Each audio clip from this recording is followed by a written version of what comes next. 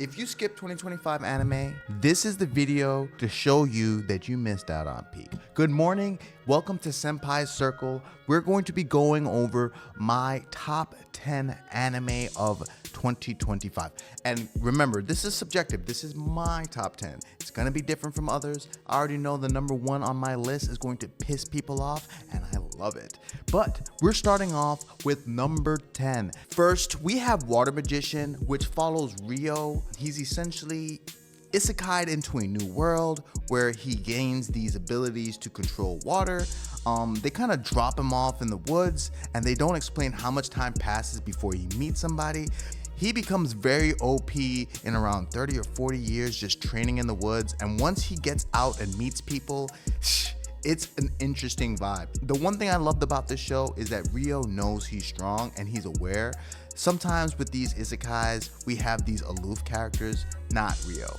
And the relationship that he has with Abel, who is one of his comrades in the show, and the relationship that they have is excellent. Great show. I could not recommend this higher. The sad thing is, it's just there's so many good shows in 2025. You gotta be crazy if you're not talking about Sakamoto Days, one of the better anime, and it just shows that Netflix was paying attention. They said that they were going to do anime right, and they have done everything they can. Sakamoto Days, Witch Watch, Yaiba was excellent. With Sakamoto Days, essentially, we are dealing with a high-octane action. There is some fantastical elements. You have to wrap your head around some of the zaniness in this. It is some of the craziest action you will see, and it is also one of the funnier shows. It's a great blend of comedy and action, and I cannot recommend it enough. Also, there's a lot of like family stuff in it. Great show. Love the show. Cannot recommend Sakamoto Days enough. Highly recommend you check it out on Netflix as soon as you can. If you love action and comedy, Sakamoto Days is hard boiled, okay?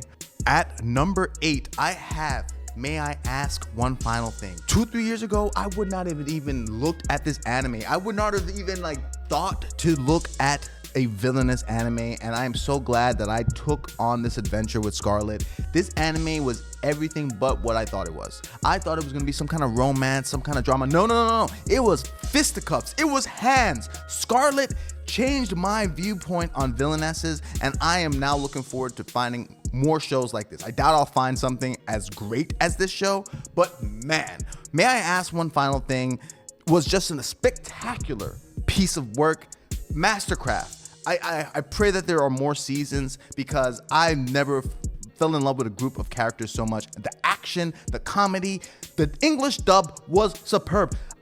Usually I'm like, watch a dub, watch this dub. Watch this dubbed. May I Ask One Final Thing?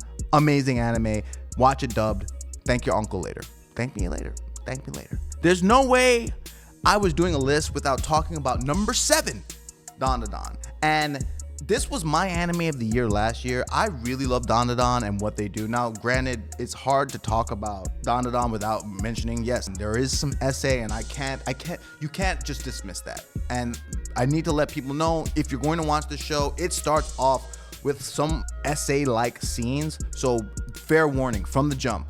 But if you can get past that scene, this show is really good. It's psychological, it's action, it's artistic, it's beautiful. The way that they ended the last core was such a cliffhanger. Oh my God. And as you can see from the trailer, it's just jam-packed with action, and it is funny. I cannot stop laughing. Momo and Okarun are my people. Love them. And then we're not gonna even talk about the other characters in the show. Gigi. Oh my God, love this showdown so much. Dandadan, number 7, and it's not even close. You thought I was gonna do a video without talking about number 6, Clevitus, the big dog. When you take a monster and you turn him into a stepdad, that is Clevitus. And the premise of this show just really took me by surprise. They pretty much got rid of every single hero and main character in my eyes in the very, very first episode, and essentially turned this dark beast who is a villain into a caretaker of one of the last, I guess they're elf people. And it's interesting to watch how Clevitus slowly learns about humans and kind of changes his perception on what the world is and the world that he lives in is like. Very, very great show. It has that 90s feel to it. The art is spectacular, and I think that it really hit on some very interesting themes. Highly recommend if you like power fantasy, you gotta check out Clevitus, and season 2 is coming out in 2026, and it's gonna be a school arc. I don't know how they're gonna pull this off because nothing about season 1 gave me school vibes, but I will be there with bells on. Number 6, Clevitus, and as I said, 2025 is so jam-packed. This could have easily been in the top 3 any other year. Look at this, top 3 any other year, no questions asked. Clevitus, number 6. I didn't know if I could do this, but there's no way we're talking about anime in 2025 and we're not talking about Chainsaw Man Rize arc. And I'll let you know right now, Infinity Castle is not on my list. I haven't seen it. I don't think it's not a top 10, just haven't seen it. And to be honest with you, Chainsaw Man was always more of my vibe. There's just more themes in there. It's more adult is the best way for me to put it. I know that they're both shonen, but Chainsaw Man, Rize arc, I felt things I haven't felt in years while watching this anime. It was cinematic. It was, you know how sometimes you have an anime movie and it's just an anime movie? No, this was a movie that just happened to be anime. That's the best way I can explain it. I don't want to say anything else. I just want to say this was a movie that happened to be animated, and it made me feel things. Chainsaw Man, the movie, Rize arc, easily number 5. We made it halfway through. And if you thought I wasn't talking about the prequel to Soul Eater in my top 10, you are tripping. Fire Force comes in swinging at number 4. And yes, this is loaded because Fire Force has been out for almost 10 years now. And I'm talking specifically about the 3rd season.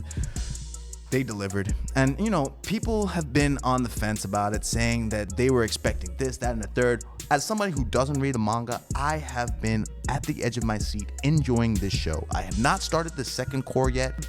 This scene alone had me just questioning what I knew about this show. And my favorite character, Arthur, really showed out. I need more Arthur in core 2 because the delusion. If you've been following my page, you know that I love nothing more than a delusional character who can back up his delusion. Fire Force is easily the number 4. And now we're gonna get into some territory that people are probably gonna be like, what are you talking about? But that's fine, that's fine. This is my list. You gonna make a list, I'll watch it. Make a list, I'll watch it. Just throw it in the comments and we'll watch it. But Fire Force, number 4. The GOAT Arthur, you saw that? Man, I love Arthur, man, I really do. Taco P Original Sins, number 3. And it's like, I can't rate this higher just because the pain that it brings. It just came out dubbed, so there's no more excuses. Go and watch this show. This show is about the sins of the parents. Parents, treat your children well or else they're going to take out their frustrations on their peers. And this show had me sick because I was upset at children when I should have been upset at adults. I'm not going to ruin anything for you. All I will say is this show is fucking peak.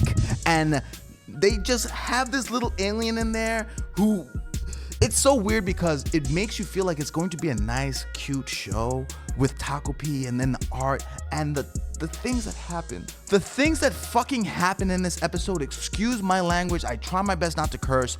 This show is messed up. It's 6 episodes of pain, and everybody who likes anime has to watch Taco P Original Sins because it is art. One of those anime that it exceeds animation. It exceeds Japanese cartoons, if you want to say that. If I'm going to water it down. Taco P Original Sins is my number 3 best anime of the year, and it might have been the number 1 overall, period, if we're just being objective. And I'm saying that with my chest. Taco P Original Sins. Moving on. We're getting to the crescendo.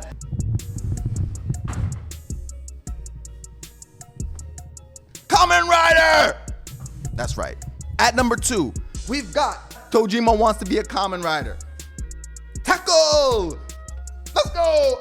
Man, listen. You see, I'm just watching the trailer with y'all and I'm just getting hyped. That's the kind of vibe you get from Tojima Wants to Be a Kamen Rider. Every time I throw on this show, it makes me think that everything's gonna be all right. It is the embodiment of it's okay to believe in your dreams and to keep on going, even at 30, even at 40. Like, all these characters are adults living out their dream, and it is the perfect blend of comedy, action, the themes that they touch on between delusion, between acceptance.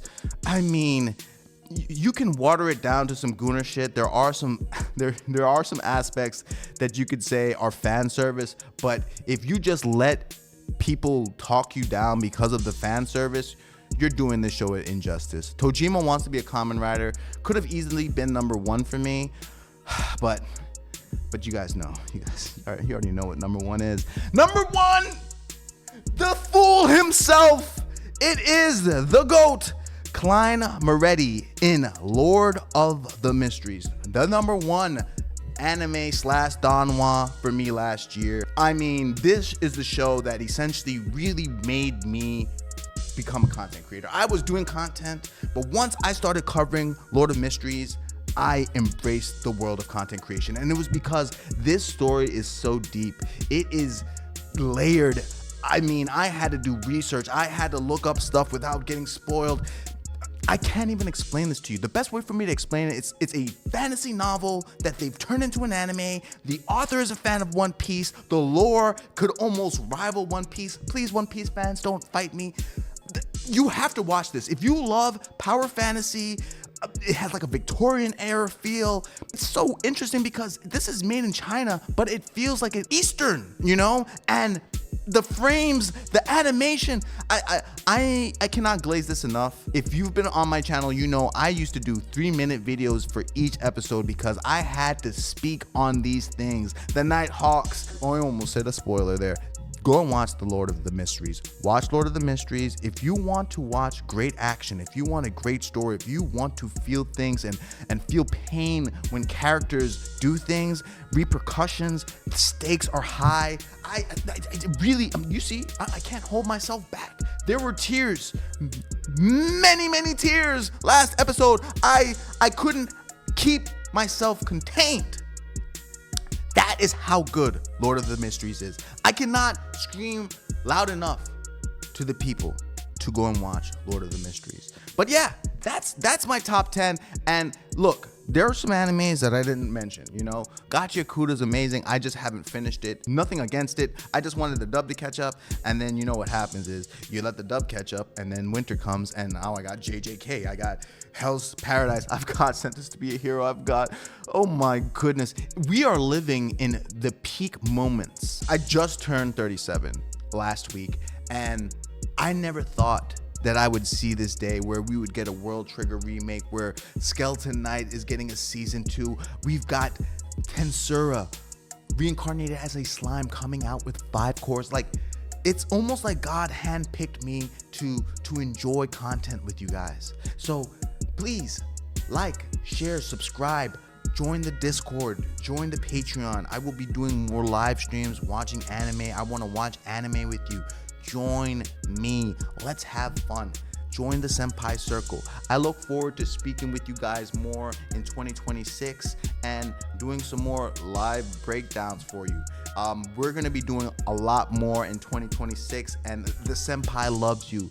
This is coming from your favorite uncle. Until next time, peace. I love y'all.